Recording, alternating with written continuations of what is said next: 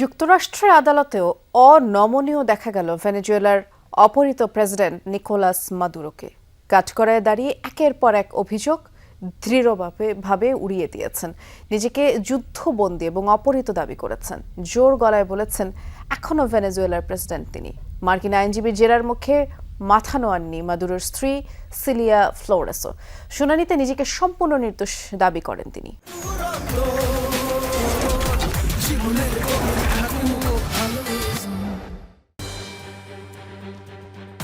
সোমবার নিউ ইয়র্কের ম্যানহাটনের আদালতে শুরু হয় ঐতিহাসিক এক শুনানি।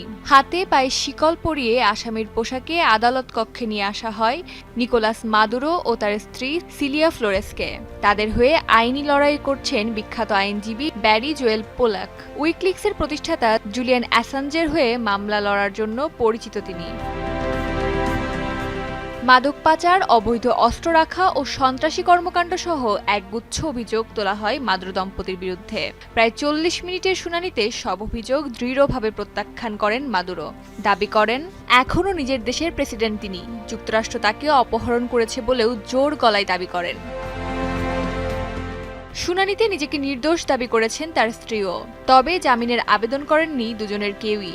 আগামী 17 মার্চ পরবর্তী শুনানির দিন ধার্য করেন আদালত। প্রথম দিনের শুনানির পর আবারও ব্রুকলিনের ডিটেনশন সেন্টারে নেওয়া হয়েছে মাদুরো ও তার স্ত্রীকে। ভেনেজুয়েলা থেকে অপহরণ করে এনে গত 3 দিন ধরে এই কুখ্যাত কারাগারেই রাখা হয়েছে তাদের। গত শুক্রবার স্থানীয় সময় গভীর রাতে ভেনেজুয়েলার রাজধানী কারাকাসে হামলা চালায় মার্কিন বাহিনী। সেনাঘাটির সেফ হাউস থেকে নাটকীয়ভাবে তুলে নিয়ে যায় নিকোলাস মাদুরো ও তার স্ত্রী সিলিয়াকে। মাদুরোর আইনজীবী জানিয়েছে ওই দিনের হামলায় আহত হয়েছেন সিলিয়া।